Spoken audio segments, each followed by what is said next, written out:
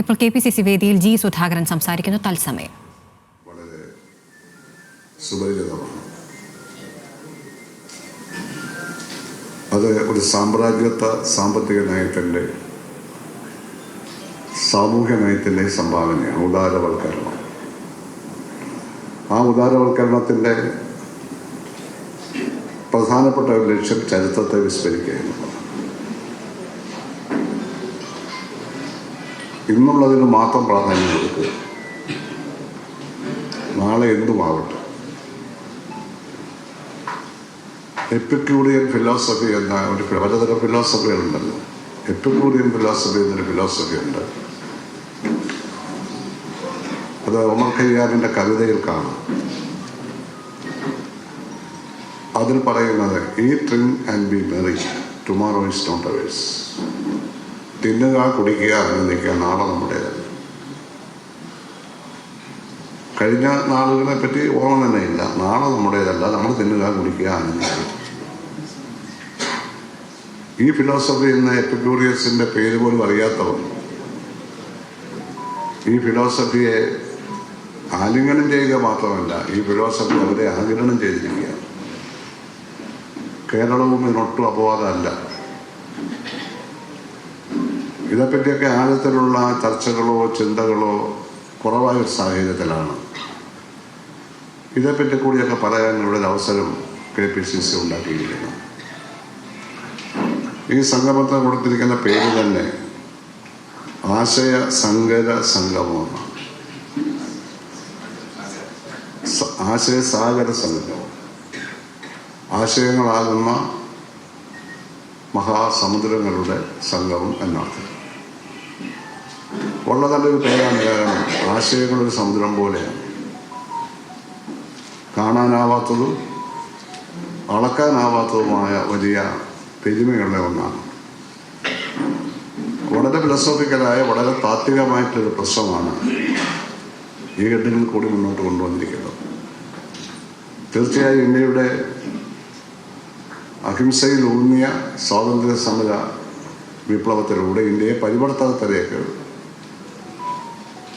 സ്വാതന്ത്ര്യത്തിലേക്ക് നയിച്ച, നേതൃത്വം കൊടുത്ത മഹാത്മാഗാന്ധി സത്യത്തെ സ്വാംശീകരിച്ച് ഭൗതികവും ആധ്യാത്മികവുമായ ജീവിതവൃത്തിയെ സംയോജിപ്പിച്ച് മാനവ ജീവിതം കെട്ടിപ്പടുക്കണമെന്ന് പറഞ്ഞ മഹാഗുരുവും തമ്മിലുള്ള ഈ കൂടിക്കാഴ്ചയ്ക്ക് ഇങ്ങനെ ഒരു സാഗരൂപമായ ഒരു പേര് കൊടുത്തതും വളരെ അന്വർത്ഥമായ പേര് കൊടുത്താൽ ആരാണെന്ന് എനിക്കറിയില്ല. അദ്ദേഹം നല്ലൊരു ഫിലോസഫറാണ് എന്ന കാര്യത്തിൽ യാതൊരു സംശയമില്ല. ദിവ്യാണ്.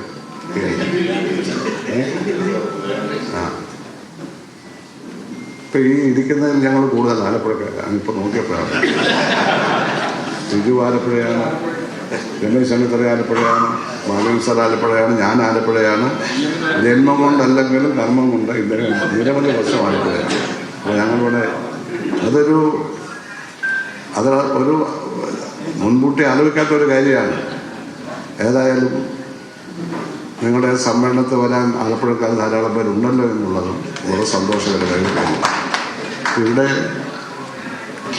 ഞാൻ പറഞ്ഞു വന്നത് താത്വികമായൊരു ബേസിസിലാണ് ഇവിടെ ഈ പ്രശ്നം അവതരിപ്പിച്ചിട്ടുള്ളത്. അതങ്ങേറ്റം ഞാൻ ആദ്യം തന്നെ സ്വാഗതം ചെയ്യുന്ന കാര്യം പറയുകയുണ്ടായി. ശ്രീനാരായണ ഗുരു ഭൗതിക ജീവിതത്തെയും ആധ്യാത്മിക ജീവിതത്തെയും സംയോജിപ്പിച്ചുകൊണ്ട് മാത്രമേ മനുഷ്യജീവിതം സാധ്യമാവൂ, അല്ലെങ്കിൽ അത് ആനന്ദപൂർണമാവുമെന്ന് പറഞ്ഞ ആളാണ്. ജ്ഞാനത്തിലും ആനന്ദം കണ്ടെത്തിയതാണ് മഹാഗുരു. ജ്ഞാനമാനന്ദം എന്നുള്ള ഭാരതീയമായൊരു കാഴ്ചപ്പാട് അദ്ദേഹത്തിനുണ്ടായിരുന്നു. മഹാത്മജി രാഷ്ട്രീയ വിപ്ലവത്തിലൂടെ സ്വാതന്ത്ര്യത്തിലേക്ക് രാജ്യത്തെ നയിക്കാനും പരിവർത്തനത്തിനും അദ്ദേഹം രാഷ്ട്രീയമായി പരിശ്രമിച്ചതോടൊപ്പം, രാഷ്ട്രപിതാവായതോടൊപ്പം നിരന്തര സത്യാന്വേഷണ പരീക്ഷകൾ നടത്തുന്ന ആളായിരുന്നു. അവിടെ രാഷ്ട്രീയ നേതൃത്വം എന്നുള്ള അടിസ്ഥാനത്തിൽ ഗാന്ധിജി മുന്നിട്ട് നിൽക്കുമ്പോൾ സത്യത്തെ നേരത്തെ അന്വേഷിച്ച് കണ്ടെത്താനുള്ള ആവശ്യമില്ല, സത്യത്തെ നേരത്തെ സ്വാംശീകരിക്കാനാണ് ശ്രീനാരായണ ഗുരു. തിരുവനന്തപുരത്ത് KPCCയുടെ സെമിനാറിൽ പങ്കെടുത്ത് സംസാരിക്കുകയായിരുന്നു ജി സുധാകരൻ.